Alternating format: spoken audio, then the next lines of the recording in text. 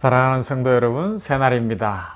이 목요일 아침에 샘병원교회 전인건강을 위한 말씀 묵상 능청골의 아침을 시작하게 하신 하나님을 찬양합니다.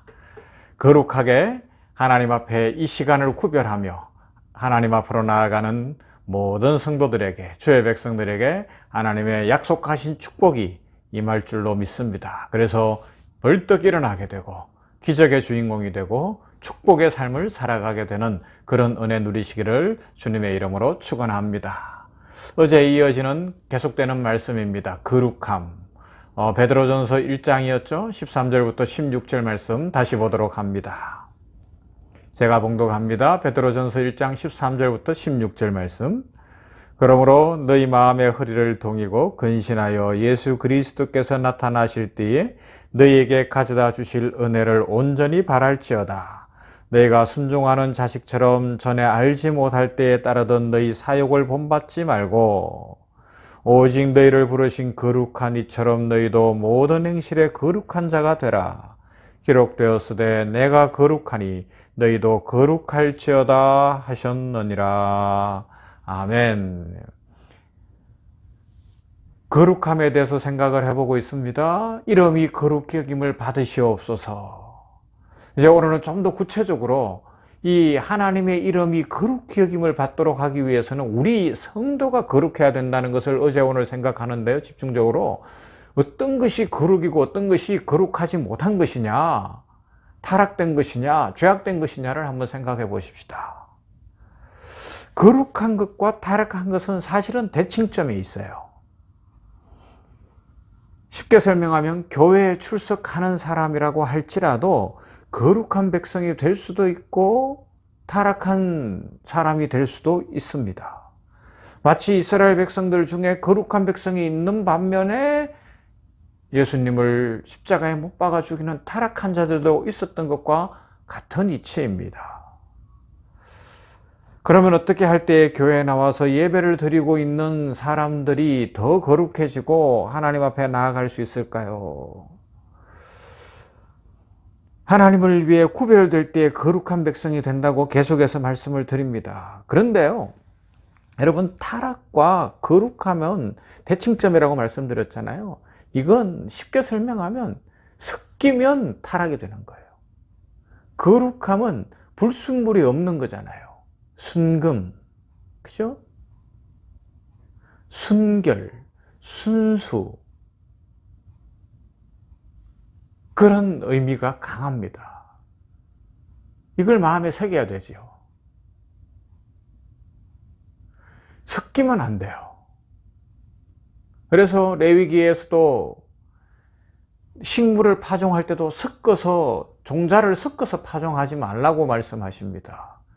여러 가지 이유가 있어요. 식물들이 섞여 있을 때에 구분할 수 없는 것과 또 자라는 환경이 다를 수 있고 여러 가지가 다를 수 있기도 하지만 하나님께서 거룩함을 가르쳐 주시는 내용입니다. 짐승도 섞어 놓지 말라고 이야기합니다. 섞이면 안 되는 거예요. 섞이면. 성경에서 말씀하는 더럽다, 부패했다, 타락했다는 건 결국은 섞였다는 의미가 가장 1차적 의미라고 할 수가 있습니다. 성도가 세상과 섞이기 시작을 하면 타락합니다. 그래서 교회에 출석하는 듯 하나 일상에서 세상 속에 섞여 있고 그러면서 자기 원하는 대로 살아가면 결국은 어느 날 보면 그 본성이 드러나게 되고 타락의 길로 빠져나가더라는 것입니다. 재밌는 이야기 해드릴까요? 80년대에 기도원이 한참 막 부흥을 누리고 있을 때 저도 기도원을 많이 다녔는데 그때 한 대학생이 일반 대학을 다니던 사람이었어요. 막 술도 좋아하고 이랬던 것 같아요.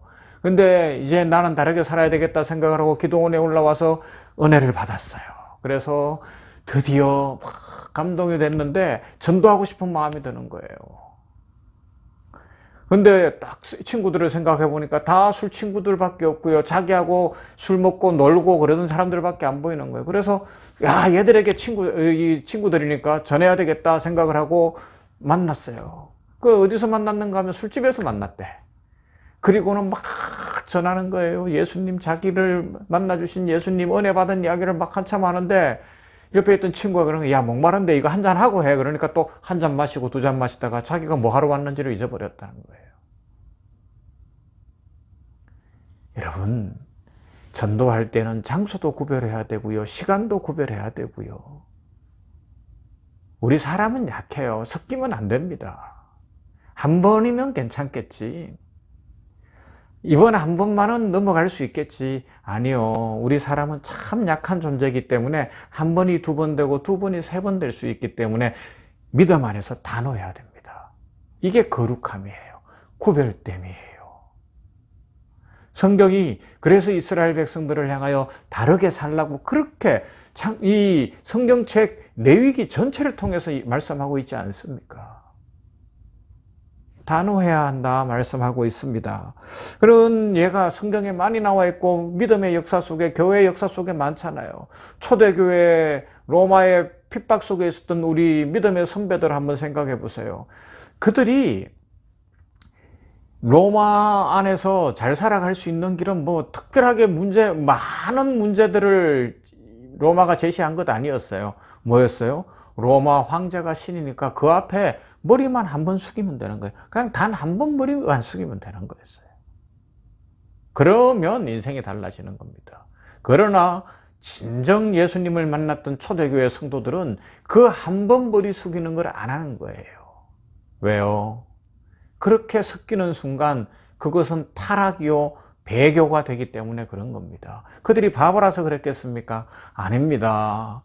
하나님 앞에 거룩하게 살고 나를 죄인이었던 그 자리에서 거룩하게 구별해 주시고 하나님의 자녀 삼아 주신 그 은혜가 너무 감사해서 다르게 살았던 것입니다.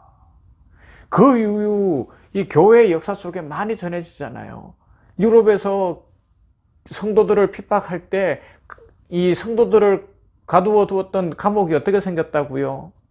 감옥이라 그러니까 지금같이 이런 게 아니었어요. 그냥 위에 지붕도 없고 담벼락도 거의 사람 허리 정도 오는 그 정도였다는 겁니다. 거기에 가두어 놓은 거예요. 그리고 뭐라고 이야기하는 거예요? 네가 예수님 안 믿겠다면 그냥 이 담벼락 넘어가면 된다는 겁니다. 바깥 세상이 다 보이는 거예요. 그러나 나를 구원하신 주님 때문에 그 담벼락을 넘어가지 않고 거기에 갇혀 있더라는 것입니다. 구별되는 거예요. 거룩함입니다.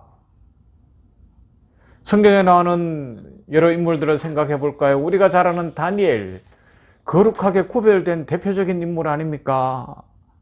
그가 바벨론의 포로가 될 때 나이가 10대 후반으로 알려져 있어요. 그래서 바벨론의 교육을 받고 총리가 되는 것이 20대 때부터 총리가 되어서 나라가 4번 바뀌고 왕이 7명 바뀌는데 근 60년을 넘는 세월 동안 총리는 안 바뀌는 다니엘이 총리를 계속해 나가고 있는 거예요. 그죠?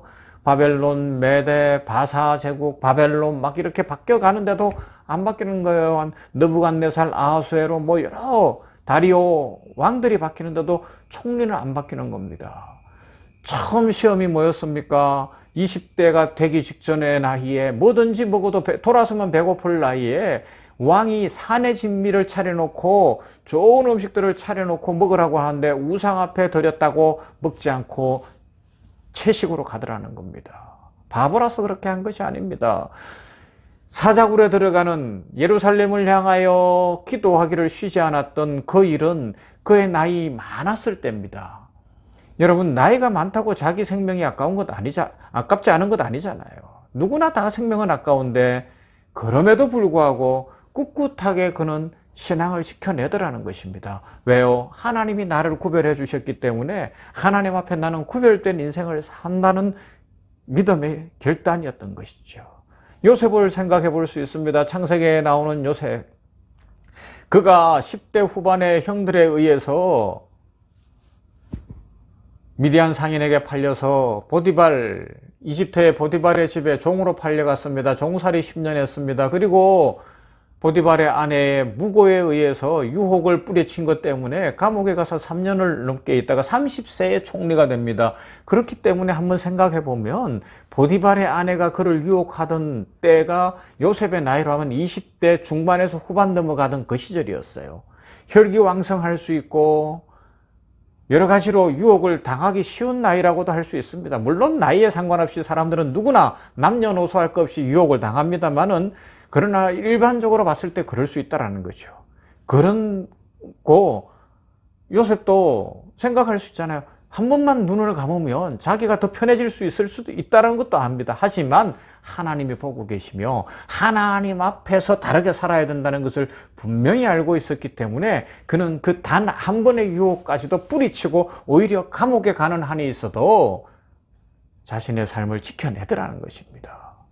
거룩함입니다. 쉽지 않은 이야기입니다. 그러나 우리는 하나님 앞에서 하나님이 일어나 걸어라 내가 새 힘을 줄 것이라 약속하시고 내가 축복할 것이라 약속하신 그 약속이 분명하기 때문에 여호와의 이름에 나타난 그 놀라운 축복들이 있기 때문에 우리는 세상에서 다르게 살아갈 수 있는 하나님의 자녀들입니다. 사랑하는 성도 여러분, 우리 다르게 살아야 됩니다.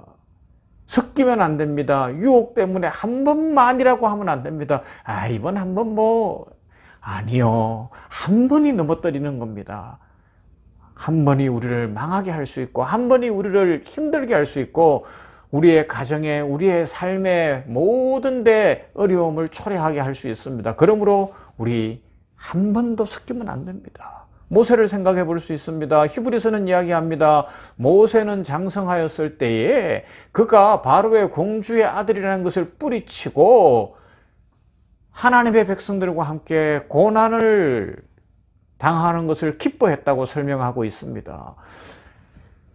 당시 우리가 다 아는 대로 바로의 공주, 그러니까 모세를 나일강에서 주워서 양자로 삼았던 그 공주는 바로 왕이 아들이 없었기 때문에 왕이 될 수 있는 영순위에 있었고, 그러하기 때문에 그 아들인 모세도 결국은 당시 세계 대제국인 이집트의 황제가 될 수 있는 영순위라고 해도 틀리지 않아요.